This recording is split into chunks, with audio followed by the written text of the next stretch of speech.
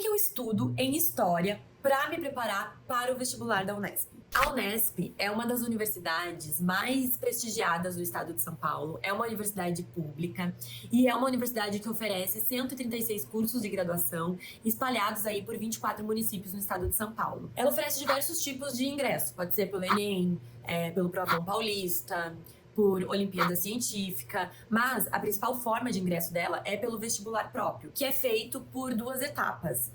Duas fases. A primeira fase é uma prova de conhecimentos gerais e a segunda de conhecimentos específicos. Em ambas as fases é cobrado conteúdo de história. E eu tô aqui para ajudar você que tá aí querendo entrar numa universidade pública, conquistar a sua vaga, a se preparar para essa prova, focando nos principais conteúdos que são cobrados em história. A primeira fase, ela é de conhecimentos gerais e a segunda é de conhecimentos específicos, mas em ambas as fases, história é cobrado. Meu nome é Bruna, eu sou professora de história e eu tô aqui para ajudar você nessa missão de conquistar a sua vaga numa universidade pública. Minha missão é democratizar o conhecimento.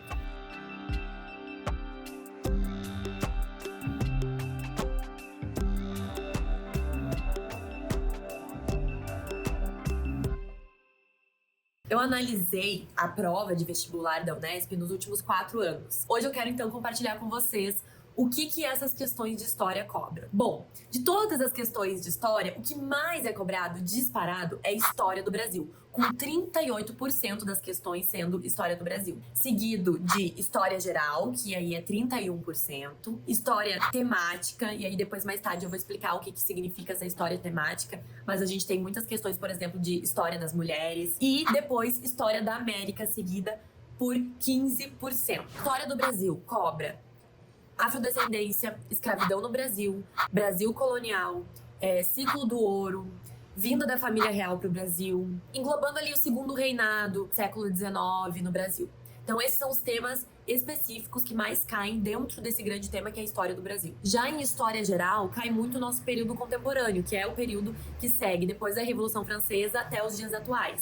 E aí o que já foi cobrado muito foi descolonização da África e imperialismo. Essas questões do período contemporâneo, elas compreendem ali cerca de 47% das questões, e em seguida a gente tem história clássica, né, das civilizações clássicas, Grécia e Roma, seguido por 16% das questões. Período moderno também não fica para trás, fica com 16%, e aí compreende muito as revoluções burguesas, Revolução Francesa, Revolução Inglesa, seguido por Idade Média, que aí compreende 11% das questões dentro desse grande tema que é a história geral. E a gente tem também uma história que a gente chama aí de temático, né, um eixo temático, não é necessariamente sobre um momento histórico, um período histórico, mas sobre algum tema e que aí pode ser abordado a partir de um olhar histórico, por exemplo, história das mulheres, história da arte. Agora, eu gostaria de convidar vocês para analisar algumas questões junto comigo, até pra gente entender de que forma que esses conteúdos eles vão aparecer pra gente, porque essa prova, ela é bem diferente do Enem. E é importante a gente estudar pro vestibular que a gente quer, pensando no formato de prova deles. Se eu quero fazer o Enem, eu me preparo para um tipo de prova. E se eu quero entrar na Unesp,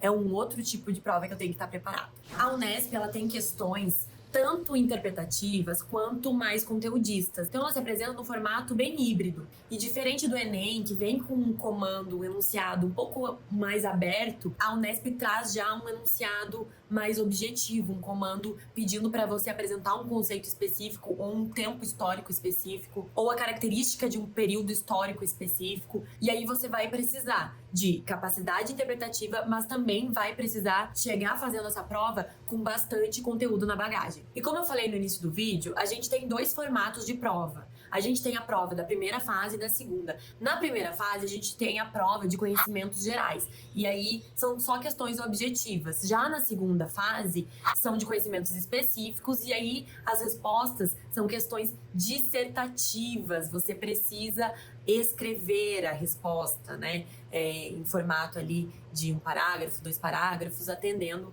o que está sendo solicitado. E é essas questões que eu considero um pouco mais conteudistas em alguns momentos, porque é papo ou você sabe ou você não sabe, enquanto as objetivas elas ainda apresentam uma margem ali para você interpretar. Mas isso não é uma regra, pode se apresentar de forma diferente. Eu vou trazer aqui então uma questão de história objetiva e uma questão de história discursiva pra gente resolver juntos e pra gente ir entendendo como é que história é cobrado nesse vestibular. Essa questão, então, ela é do ano de 2026, da primeira fase da Unesp, e ela vem com um textinho de apoio pra gente responder duas questões. Vamos pro textinho, então. Os africanos não foram somente os pioneiros da metalurgia de ferro no Brasil. Desde muito acostumados à cata do ouro, trouxeram com eles as técnicas da bateia e de escavação de minas. Alguns eram bons ourives, que criavam, na África, joias de grande beleza, como as dos Anchantes, e passaram a fazê-las no Brasil. Aos africanos, deve-se também que se tenha produzido, sobretudo nas grandes propriedades rurais e ao arrepio das proibições régias, tecidos para uso dos escravos, em teares extremamente simples, horizontais ou verticais. As crianças ouviam os relatos fantásticos de diferentes nações africanas, cujos personagens e enredos se mesclavam entre si e com os ameríndios e europeus, de tal modo que se tornava difícil separar o Curupira dos Tupis do Moatia dos Anchantes, pois ambos, do tamanho de anões, tinham os pés virados para trás e eram os senhores dos animais selvagens. Vindos da África, bichos papões, jogos e brinquedos desembarcaram no Brasil. E lembranças de desfiles de reis com seus enormes guarda-sóis coloridos que reproduziram no Brasil, nos maracatus, congadas e reisados. Alberto da Costa e Silva, a África e os africanos na história e nos mitos, 2021. Então esse texto, ele tá dizendo o seguinte: os africanos que foram sequestrados do continente africano, né, na sua diversidade, chegaram aqui no processo de escravidão com história, com cultura, né, com conhecimentos, e isso tudo refletiu aí no processo de acumulação de capital da metrópole, no caso Portugal. Então, a pergunta, o enunciado, apela já para o texto. Aqui é uma questão que traz uma margem para a gente ir para a interpretação do texto em busca da resposta. E aí as alternativas são o seguinte: A. Derivou da prática habitual do uso do trabalho de escravizados na Europa. B. Dos conhecimentos produtivos aportados à colônia pelos africanos. C. Do monopólio do Estado português no comércio de escravizados. D. Da convivência e do aprendizado dos africanos com os indígenas da América. E. Da preservação do patrimônio cultural africano pelos missionários cristãos. Então essa é uma questão que você não precisa decorar que os africanos chegaram aqui com um aporte técnico e que aporte técnico era esse, mas você vê no texto que o autor, ele tá destacando isso, né? Esses conhecimentos dos povos que chegaram aqui. Que o africano, ele não é único, né? Ele é diverso. A África é um continente, então quando a gente pensa também nessa figura do africano escravizado que tá aqui no Brasil, a gente tem que tomar muito cuidado com isso também. Que é essa diversidade desses indivíduos que chegam até aqui. E aí, só interpretando a questão, a gente percebe, a gente consegue ver ali que é a letra B, dos conhecimentos produtivos aportados à colônia pelos africanos. Então, o texto é sobre também a metrópole, Portugal, enriquecer nesse processo de colonização e exploração, e que nesse processo contribuiu para esse processo também o conhecimento daqueles que foram explorados. Questão 34. Segundo o excerto, os africanos trazidos ao Brasil na condição de escravizados: A. Defenderam valores culturais que estimularam o uso da imaginação e afastavam o pensamento lógico e racional? Não, em momento algum, ali no texto, diz que os africanos eles eram distantes do pensamento lógico e racional. Na verdade, essa alternativa ela sugere um pensamento bem preconceituoso, né? B. Mantiveram respeito estrito às determinações metropolitanas de proibição da produção de manufaturados? Pelo contrário, né? No texto diz o seguinte: e ao arrepio das proibições régias, tecidos para o uso dos escravos em teares extremamente simples, horizontais ou verticais. Quer dizer, os africanos, mesmo com a opressão das legislações e do racismo, da escravidão, eles produziram cultura, eles seguiram transformando o conhecimento. Então não é a letra B. C. Aderiram às oposições das elites coloniais contra a exploração mercantilista de origem metropolitana? Essa é uma alternativa que não faz sentido, né? Não corresponde ao texto. Mais uma vez, né? A pergunta é: segundo o excerto, os africanos trazidos ao Brasil na condição de escravizados, de novo, chama o aluno para achar essa resposta no texto. Permitiram a descoberta e a exploração sistemática de fontes de minérios pelos colonizadores portugueses? Não foram os africanos que permitiram a exploração dos europeus, né, dos colonizadores nas colônias. Não é isso que o texto diz, não é que eles permitiram essa exploração, é que o conhecimento deles foi instrumentalizado, foi utilizado como uma ferramenta nesse processo de exploração. Eles também foram explorados, né? E trouxeram um repertório cultural que se combinou com tradições e mitos de origem indígena e europeia?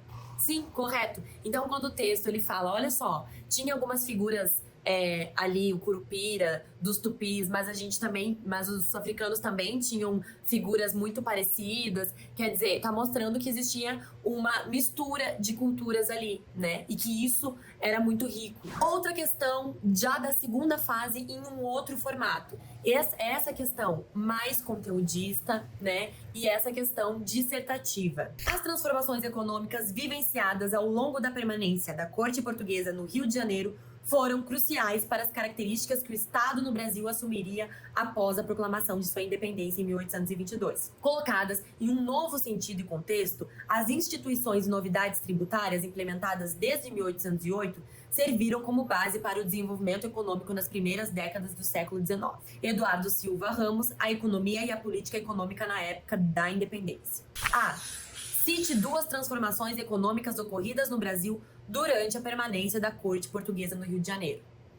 O texto, ele tá aqui para ajudar, ele tá aqui para dar um impulso, mas a interpretação dele não é a resposta para a letra A. A letra A, ou você sabe o que significou a chegada da corte portuguesa aqui no Brasil, o que eles fizeram, ou você não sabe. Então esse é um conteúdo que você precisa saber, que você precisa estudar, para você ter ali na ponta da língua. Olha, abertura dos portos, criação do Banco do Brasil, instalação de fábricas, entre outras coisas. E aí a B pergunta um pouco do resultado dessas transformações, né? Letra B, qual foi o resultado do conjunto de transformações econômicas promovidas pela corte nos últimos anos da colonização portuguesa no Brasil? E aí a B, você pode encontrar uma pista aí no texto, né? O texto está dizendo que essas transformações econômicas, elas foram cruciais para a proclamação da independência em 1822.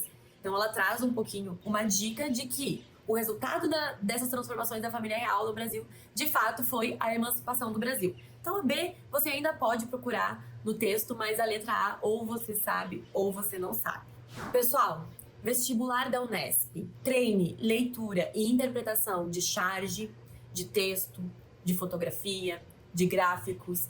Tenha um cronograma de estudos, tenha disciplina de estudo. Preste atenção nos enunciados, que são muito objetivos e diretos. Domine conceitos históricos, períodos históricos. Estude as fases da história, os períodos da história e o que marca esses períodos. Mas estude também de uma forma com um olhar crítico, porque é uma prova que ela não adianta você ir com tudo na decoreba. Ela é uma prova que exige também um estudante crítico, um estudante atento aí às atualidades, aos problemas sociais. E o principal, acredite em você. Acredite que você pode tirar uma nota satisfatória, que você tem capacidade intelectual para isso, independente se você é de escola pública, se você é de escola privada. Eu sonho com um mundo que não exista vestibular, que as oportunidades sejam iguais, que todo mundo que deseja estudar, fazer um curso de graduação possa fazer.